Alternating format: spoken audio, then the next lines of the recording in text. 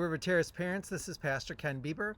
Welcome to RTC Supporting Parents, an online class, resource, podcast, video podcast. And I'm glad to be able to share with you today an interview that I have with one of our church members, Sarah Rottman. And Sarah shares about her background of going from being a homeschooling parent to having her kids attend Christian school, and then being a parent of remote learning because of COVID-19, and now doing that along with having her kids studying at school, where she is also a part-time teacher at Lansing Christian.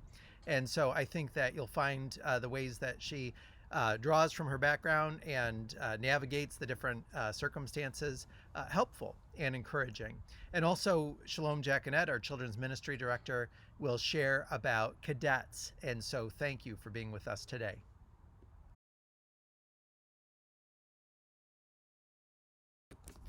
In a moment, I'm going to play for you an interview that I had with Sarah Rottman.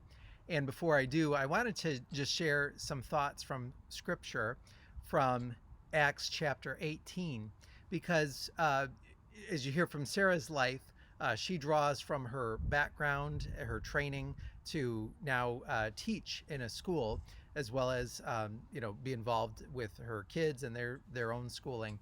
And so in in Acts chapter 18, Paul has just preached his famous sermon on Mars Hill in Athens. And for a scholar like Paul, who's called to preach to the Gentiles in some way that could be a milestone in his vocation. And yet after that, he heads to Corinth. And we're told by Luke, the author of Acts, in verse 1 of chapter 18, after this, Paul left Athens and went to Corinth. There he met a Jew named Aquila, a native of Pontus, who had recently come from Italy with his wife Priscilla, because Claudius, that was the emperor at the time, Claudius had ordered all Jews to leave Rome. Paul went to see them, and because he was a tent maker as they were, he stayed and worked with them. Every Sabbath he reasoned in the synagogue, trying to persuade Jews and Greeks. So just 4 verses there. And the reason I'm sharing this, because again, my interview with Sarah reminds me a bit of this. But here we see Paul, the scholar who at probably 12 years of age went to study under the renowned Rabbi Gamaliel in Jerusalem. And now he's speaking to the other academics of his day, the philosophers in Athens. And he leaves Athens and he goes to Corinth, which is a bit more business oriented than Athens, whereas Athens was more academic. And it's interesting, when he gets there, we find a stream that you find throughout the Old Testament, like in a book like Esther. In the New Testament here, we still are wrestling with this today, anti-Semitism. The Jews had been kicked out of Rome by the Emperor Claudius, who precedes Nero.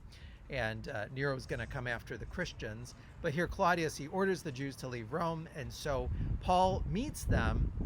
Apparently these are Jewish Christians. And Luke tells us in verse 3 that Paul and Aquila and Priscilla are tent makers. And it means that they were leather workers, that they had this trade where they would take leather and probably make awnings for a shop, a storefront. And so it doesn't mean they just made tents that you sleep in, if you go camping. Instead, it was probably more working with leather to make things like these awnings. And later on, Aquila is introduced first, but later on it switches to where it's Priscilla and Aquila. And Priscilla, out of this couple, they're very knowledgeable. They are good teachers of the Christian faith, but it seems like Priscilla is more of the leader of this married couple. And so Paul and both of them, just imagine they've been kicked out of the city of Rome. They're going to a different province in the Roman Empire. And so they have to set up shop. And Paul, too, like I mentioned, here he's just preached on Mars Hill. He's given a lecture about the Christian faith. speaking to these philosophers, these academics. Most of them weren't interested, but some did follow up with him. And now he draws from his family's trade. You think of Peter, James, and John all being in the fishing industry, learning that from their fathers. Well, here Paul grew up apparently. On the one hand, he was very academically minded, went to study as a young teen in Jerusalem with this renowned Pharisee, but also his family had this business of tent making or leather making. And Paul uses that in different places, draws on that so that he can not, when he plants a church or is working with a new church, he doesn't have to rely on their offerings. Instead, he's helping the church get set up, but then he can make clear, like, look, I'm not taking a penny from you because I don't want you to accuse me of doing this work to fill my pockets. Instead, and we just see some good missiological principles. And just for your information, this Paul's example of drawing on his family trade of tent making or leather working has been used in recent decades for when missionaries go into closed countries.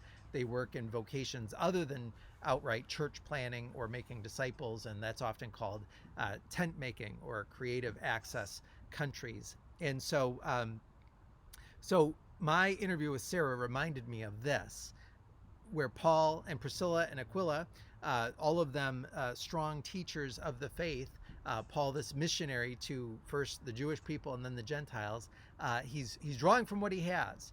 And Sarah does that as she joins in the teaching at Lansing Christian.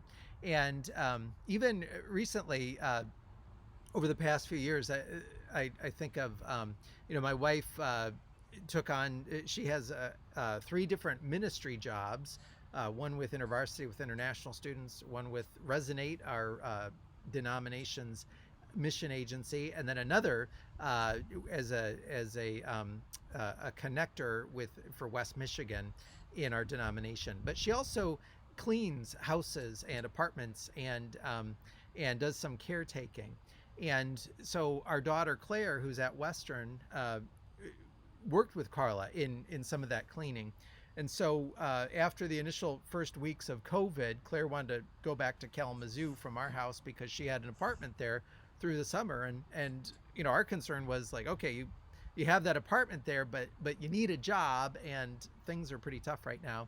And so Claire, because she had done this cleaning formally, not just in our house, but gone out and cleaned with Carla through the past couple of years, she got a full-time cleaning job for the summer. She's studying to be a nurse, and that's what she hopes to do long-term.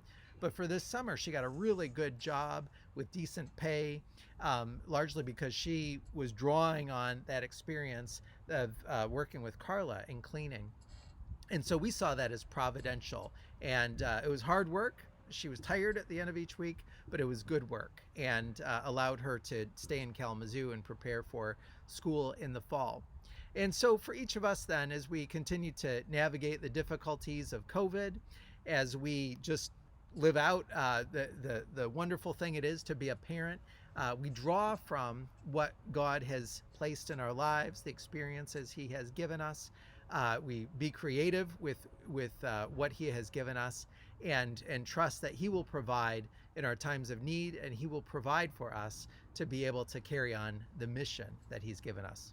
Okay, so now we'll hear from Sarah, and then after that, Shalom will share about Cadets.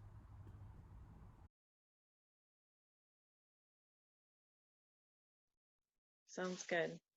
Okay, well, I am glad to be able to talk with Sarah Rottman, and thanks, Sarah, for sharing with us.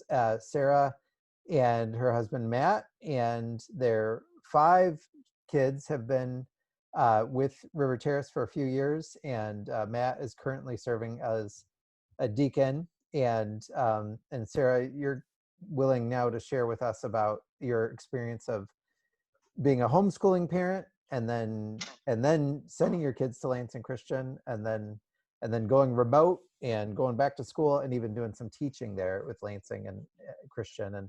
And so could you just kind of maybe give us a quick history of how that all developed, and maybe something you really appreciate about each phase, or whatever you'd like to share, okay? Sure. So we started homeschooling about 8.5 years ago. And we started homeschooling primarily because the kids were extremely active in different sports and in school. And we really never had a chance to see them. Their coaches and teachers spent a lot more time with them than we did. A friend of mine was homeschooling her kids. She introduced me to different curriculum and to the options of different options available for homeschooling. And I found it very interesting, and I thought it was a good option for our family at that time. And I really loved the time that I could spend with the kids. And I thought it was really, um, it was a really good thing for us to do. We got to spend a lot of time together.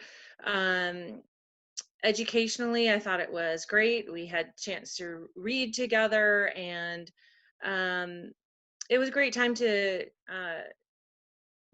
bond and spend time, and the kids have some fond memories of that. uh, as they got older, classes became a little more complex, and I couldn't help them as much as I wanted to, so Lansing Christian became a great option for the kids. So January of 2020, we opted to switch over to Lansing Christian, and the kids went to school at Lansing Christian for about 6.5 weeks, loved it, and then had the chance to come back home again, and due to COVID, and they had to homeschool or school at home, I guess, through Lansing Christian. It was definitely a different experience. Teachers were fantastic, and it was nice to have the kids have a teacher to go to, and to um, it wasn't always me, hey mom, oh, how do I do this, or what do I do? I could always say, well, you can email your teacher, ask your teacher. That was a great option, but it was definitely different, and it still had its challenges. um, Trying to keep uh, the younger one on task was definitely a challenge, but having somebody else to answer to besides mom was actually a welcome change. Oh, okay. Yeah. So when they came home, it wasn't like returning to homeschooling, even though because it was the new system or whatever. Was that? Right, right. Yeah, it was still different. It was good. It was still good, but yeah. So then finishing out that year, um, went through obviously all the COVID challenges and on to the new school year.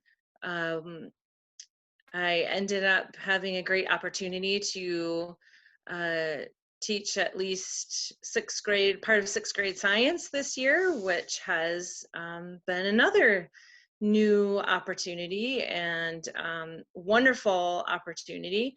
Um, Everything has its challenges, everything has been different. It's definitely been a big challenge to try to teach science in the midst of COVID. um, I know the kids keep asking, when are we going to do more experiments? When are we going to do things? But And the did you have a background in science? Is that how you're able to teach that, or? yes, Mhm. so a physical therapist. So I've had years of science classes, and then I also tutored a lot of sorry. I also tutored a lot of middle school science throughout my homeschooling years in outside sources. So that was some experience that I had in that area. So jumping right into teaching middle school science in a school setting in the midst of a pandemic has its own set of challenges, but it's been also a wonderful experience as well. Um, yeah, so, and then here we are back again where the elementary schooler that we have is at school and the high schoolers are now at home. Yeah. So, and I'm in the middle school helping to teach and so. Yeah. Well, and you help coach volleyball, your daughter's volleyball team, is that right? And then Yes. then Yeah. that, as we're talking, that I guess last night the news came out that high school sports are being shut down for 3 weeks, and but Yes. has that been a good experience? The being a coach on your daughter's team. Absolutely. It's Mm-hmm. been a wonderful experience, and it's a wonderful experience.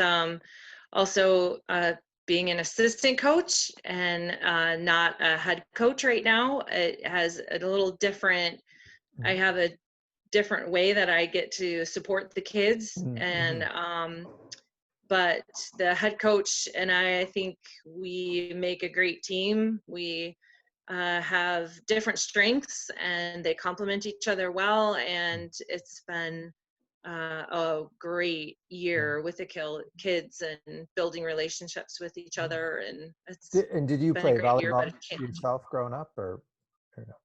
Yeah.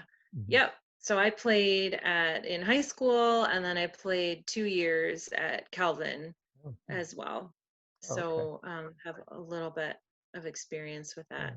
Well, I sorry to put you on the spot, but I wonder, having been a homeschooling mom and then having your kids in school, and now you are you are now also on the other side in terms of teaching at that school. Just have any thoughts or encouragement or tricks or anything to uh, Uh, life hacks to give to parents regarding schooling, especially? scheduling.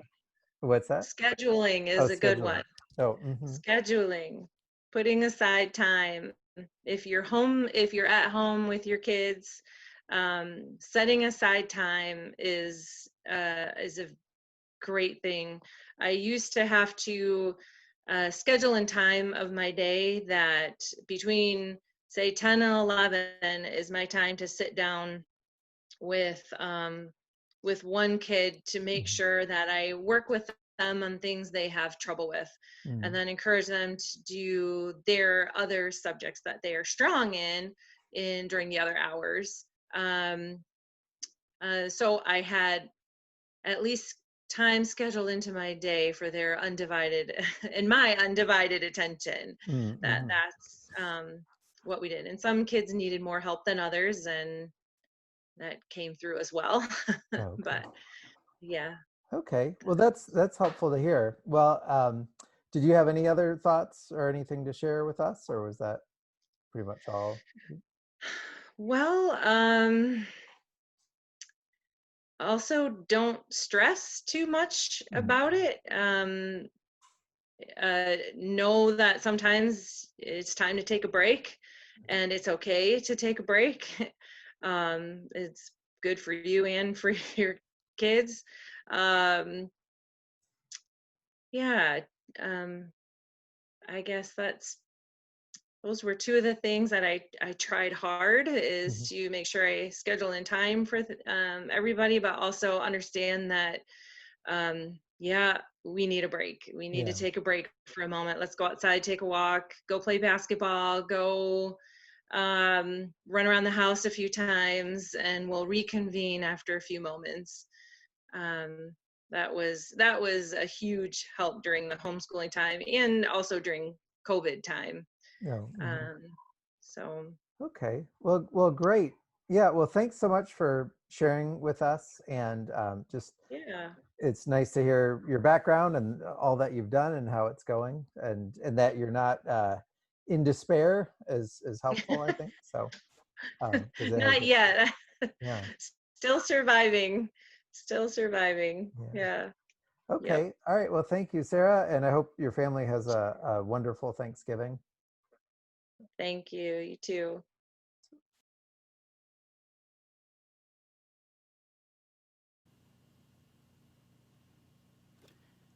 Hi, I'm Shalom, Children's Ministry Director at River Terrace Church. I wanted to let you know about Cadets Boys Club. This is something that all boys in 1st through 6th grade can join.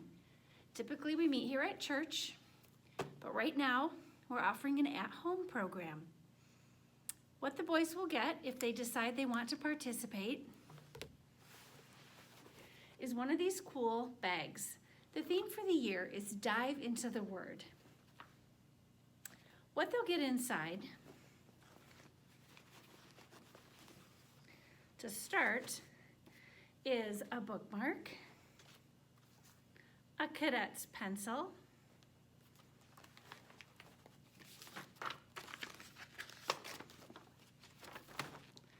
a poster with this year's theme. It's based on Psalm 119, verse 162. I rejoice in your word, like one who discovers a great treasure. This is a great theme for the year. Cadets is a really long-standing program in the Christian Reformed Church. A lot of men of the church and dads might remember being in cadets. And it's something that we usually have about 15 to 20 boys meeting on Wednesday nights during community night. We still have 14 boys already signed up to participate in cadets this year.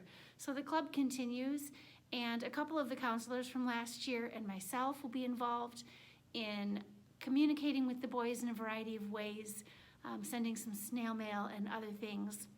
So there's still that connection with the counselors. And hopefully someday when we come back to church, we can meet again here in Cadet Hall. But for now, this at-home kit is a great alternative, and it's something that they can do at home. With just a little bit of parental help and support, they can still be part of cadets. So the other things that are inside this kit, if I can continue, there are some theme lessons. These go with the Dive into the Word theme. Lesson 1 is, what is the Word? And it just gives you a brief thing to read over with them and a couple little activities they can write right on here. There's a little puzzle. It gives you questions at the end, like, have you ever found the Bible useful? And you can join in and let them know when it's useful to you. So it gives you questions to ask them. You don't have to think up the lessons on your own. And that's it, that's the whole lesson. So it's really simple and easy. This is something that you can do at home with your son once a week. You could find a special time or special place where you pull out their bag and do a lesson. So these are really great tools that you can use at home that are already developed. It gives you the Bible verse. You can have your Bible out. You guys can find it together, read it together, and then read the brief description or devotional. And there are 11 lessons in here, so this can go throughout the school year. Another thing that's in here is a small book. This is a 5th grade level book. This is the Pathfinder. Based on what grade your son is in, I'll send the appropriate book in the bag so that it's age appropriate for them. This book explains being a cadet. It talks about doing this at home and gives them different things to work towards. They can even earn badges still at home. And it goes through a couple of those brief lessons and just gives you everything right here. It's very colorful and fun and engaging. And as I said, this is age appropriate. One of the lessons in here is flags. One is home cooking. The next one is reading. Sculpture is in here. So this is a really great resource. And another thing that's in the Dive into the Word bag are Cadets at Home crafts or activities. This is cardboard builder blocks. It tells you exactly how to do it. And this is all just really simple stuff that you might have at home. Duct tape bookmarks. And you're going to find that I do tuck some extra surprises and treasures in these bags so that you have some of these supplies. So I'm not showing everything that will be in the bag, but just some of it. Mini zip line is another one. String, washers, and safety pins, paper clips. PVC catapult, upside down tomatoes, and custom made soap are some of the, oh, there's one more, bouncy balls. So whether you do these or not is up to you. These can be done when you feel like it, when you have the materials. It can be done based on your child's interest. And this is just a start, and we'll be adding more to the Cadets program as the year goes on. So if you'd like to have your son join Cadets, please just contact me at shalom@riverterrace.org, and I'd love to sign them up and get them started. We'll be starting mid-November, so there's still time for you to let me know. And even if we've started and you decide to join in, I'd be happy to get them caught up and send them a bag, and you can still do that with them whenever it works for your schedule. If you have any questions, please feel free to contact me, and I hope to see your son's name on my Cadets roster soon. Thanks. Bye-bye.